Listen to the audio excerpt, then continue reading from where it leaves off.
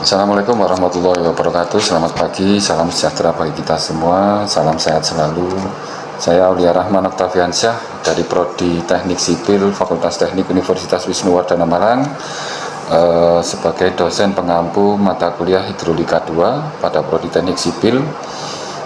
Mata kuliah Hidrolika 2 ini secara singkat adalah membahas tentang prinsip dasar mekanika fluida yang diterapkan pada aliran saluran terbuka, baik saluran alam maupun saluran buatan seperti saluran irigasi, drainase, atau kanal. Ada beberapa capaian pembelajaran yang nantinya akan kita targetkan untuk mata kuliah Hidrolika 2 ini. Yang pertama adalah mahasiswa diharapkan bisa membedakan karakteristik aliran saluran terbuka dan saluran tertutup. JPMK yang kedua adalah mahasiswa dapat menghitung dimensi saluran ekonomis menggunakan prinsip aliran seragam atau uniform flow. JPMK yang ketiga, mahasiswa diharapkan bisa menganalisis konsep energi spesifik dan menghitung kedalaman kritis untuk menentukan jenis aliran, baik itu subkritis, kritis, dan superkritis.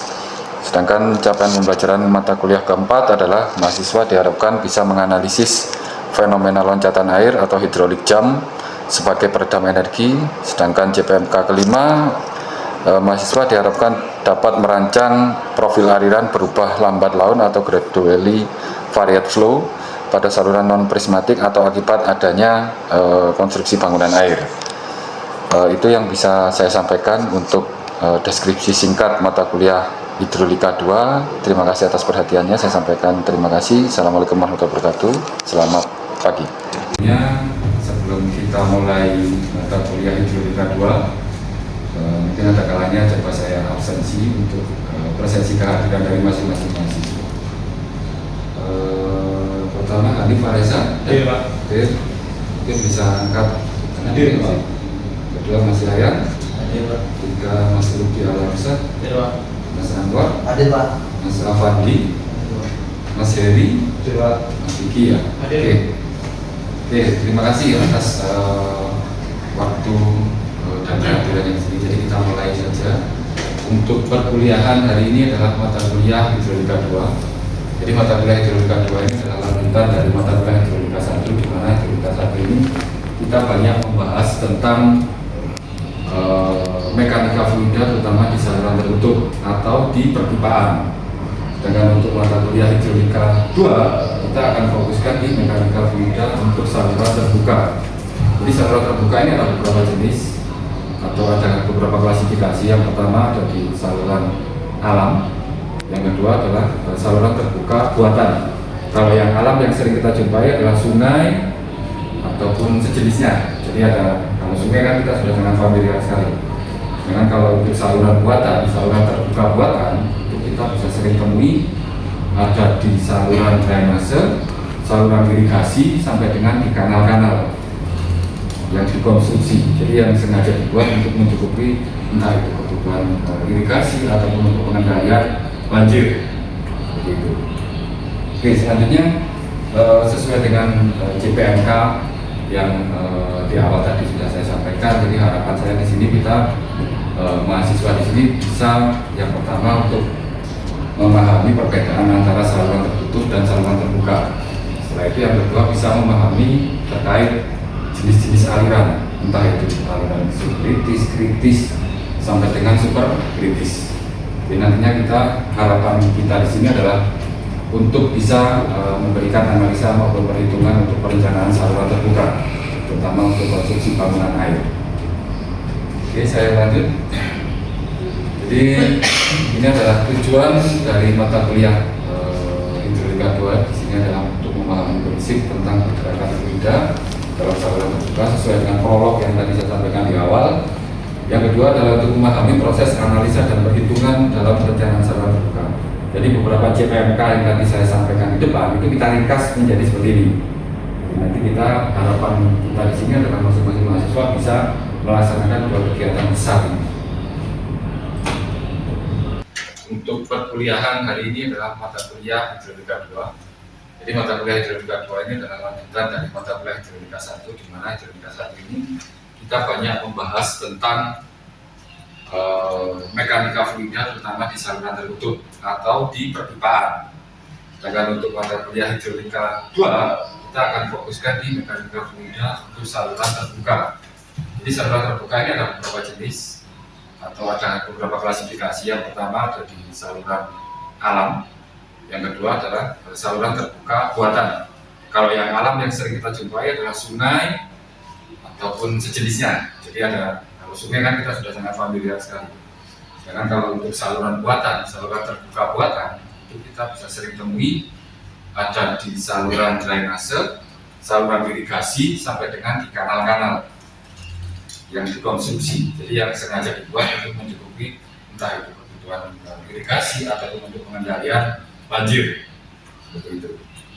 Oke, selanjutnya sesuai dengan JPMK yang di awal tadi sudah saya sampaikan. Jadi harapan saya di sini kita mahasiswa di sini bisa yang pertama untuk memahami perbedaan antara saluran tertutup dan saluran terbuka. Setelah itu yang kedua bisa memahami terkait jenis-jenis aliran, entah itu aliran subkritis, kritis, sampai dengan super kritis. Jadi nantinya harapan kita di sini adalah untuk bisa memberikan analisa maupun perhitungan untuk perencanaan saluran terbuka, terutama untuk konstruksi bangunan air. Oke, saya lanjut. Jadi ini adalah tujuan dari mata kuliah hidrolika 2 di sini adalah untuk memahami prinsip tentang pergerakan fluida dalam saluran terbuka sesuai dengan prolog yang tadi saya sampaikan di awal. Yang kedua adalah untuk memahami proses analisa dan perhitungan dalam perencanaan saluran terbuka. Jadi beberapa JPMK yang tadi saya sampaikan di depan itu kita ringkas menjadi seperti ini. Jadi nanti harapan kita di sini adalah masing-masing mahasiswa bisa melaksanakan 2 kegiatan besar.